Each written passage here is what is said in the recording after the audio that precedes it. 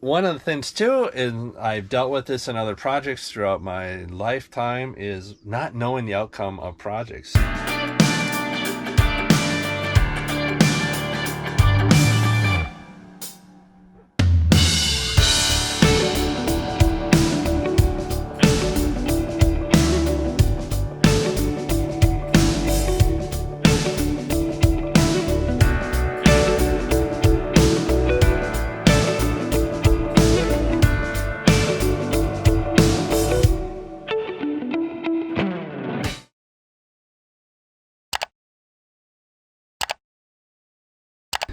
All right, good morning. I'm in the midst of van build 2022 Sprinter 144, so I thought I would give you some of the ups and downs of van build, and more specifically, I guess, also with it being on the road and not being in a big garage, not being in a house. I mean, if you had a big shop to do this van build, so much easier, and you would have less gyrations of emotions as you're going through it. So we did the 4x4 that is for sale, and we did that during COVID times in 6 weeks, 24/7, just worked on it constantly. But it was kind of like we had nothing to lose. Worst case is, 5 years later, we just throw everything out of the back and sell it as just a cargo van, with windows, no big deal.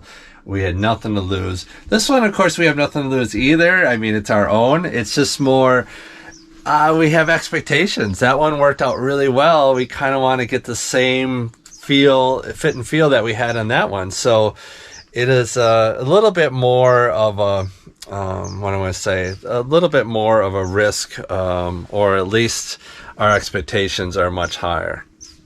So I made a list of things because, I'm in this right now. I'm in project mode, and when I'm in project mode, I am nonstop. I can't slow down. I just keep on working. And so basically I'm working from 8 in the morning till 9 at night and getting stuff done. So I'm getting there. One of the issues when doing van build, especially on the road, but anytime, is when the projects are 70% done. So a lot of times what you'll do is you'll do a project just to a point where, okay, yes, it's running, but the wiring's not correct as far as it's not cable management.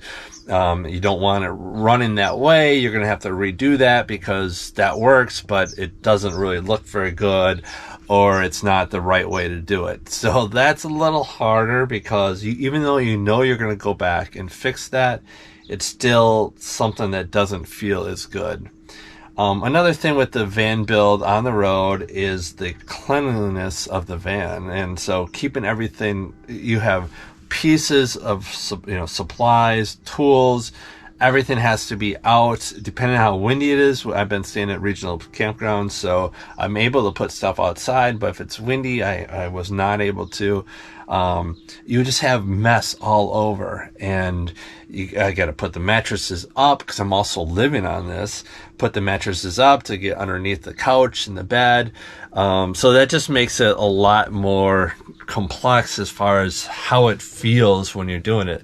Another thing is, like I was saying, where things are 80% done. So I have the TV in here, and it fits perfectly there, but it's a little angled. And as you can see, the wire management, this is not in there correctly.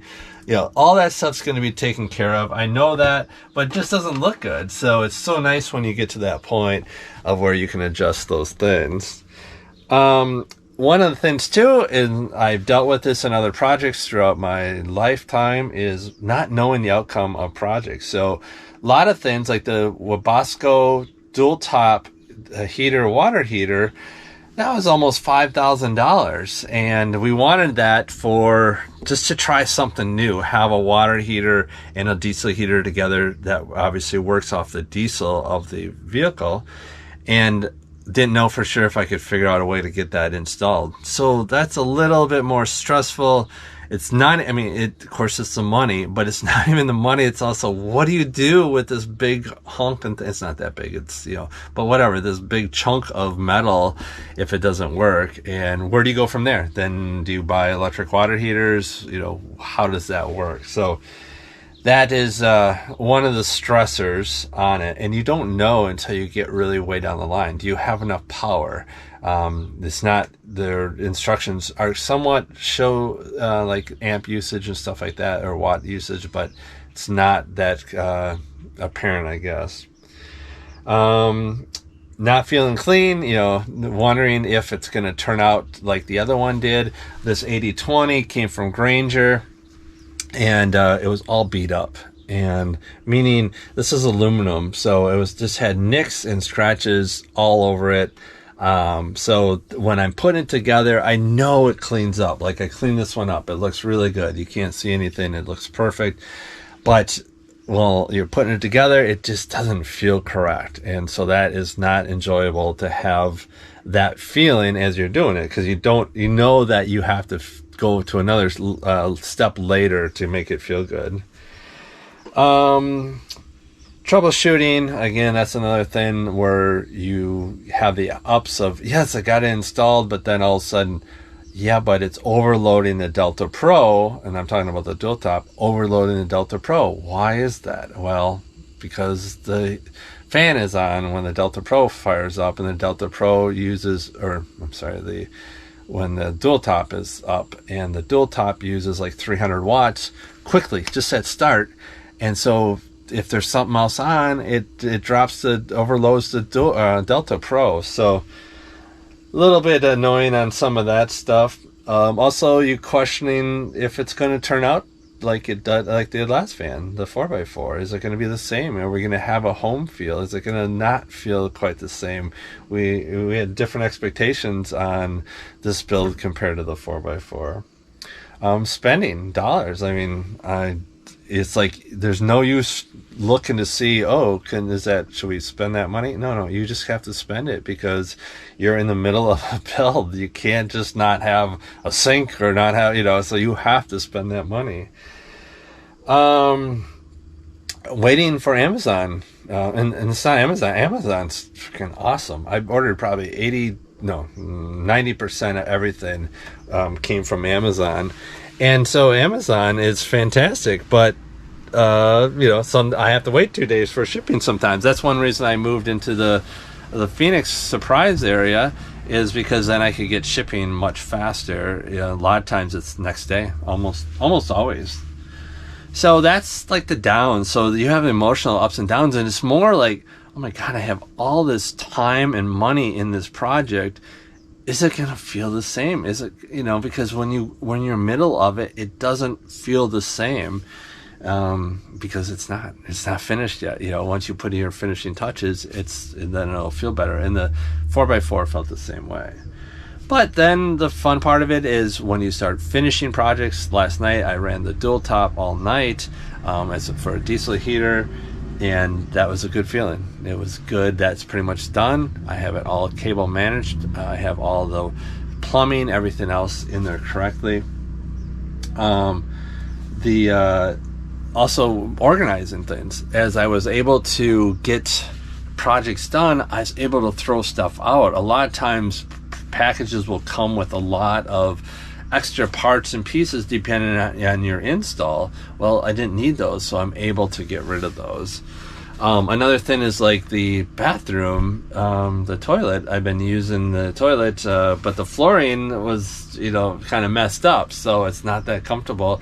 Well, now the flooring is partially in, and so it makes it much difference. And then, you slowly start getting the excitement of what this is. Another build, some changes that we wanted. We have the dual top, stuff like that. So, and the EcoFlows. So you get that excitement also. So it is an up and down. I mean, I remember, the last couple of weeks feeling, oh shit, should we have done this? And then, yeah, this is cool. And then, should we do that? Should we have done the dual top? And well, now it's installed, it's like, yeah, we should. It's really slick. It'll be fun to have a board, to have hot water, and a super big diesel heater too. So anyway, I wanted to give you kind of the ups and downs of van build. And if you've done this before, you know what I'm talking about. If you haven't, do it. It's very fun. It's a blast. It's a tiny house. It's not, you can't make that many mistakes. We have certain things that we need to adjust later on. We have black panels that just didn't work, but all the white panels, which we thought was the same, are fantastic. We love them. They're perfect, but black ones didn't. So there's things that we will adjust and change as we go, but it's a very fun project. So anyway, thanks for watching. Definitely subscribe. This is me, it's Gay and Robert, but I'm more the talking head. I love to share information. I do have a lot of knowledge, even if it's Google based knowledge. It doesn't matter. I get shit done sometimes, so it's fun to share. And again, I'm no expert, but I enjoy talking to you guys. So, but subscribe. I mean, she kicks out a freaking video every day and has 2,000 subscribers, and she's been doing it for, I don't know, 8 months, something like that. So it's very good. And we have a lot more content coming up besides vans. We're going to take the Sea Dory out this year, and we're going to get a Jeep Rubicon coming in about a month, and before that we're going to Ireland, and Iceland and Scotland. So anyway, sorry to bore you on that, but thanks for watching. Have a great day.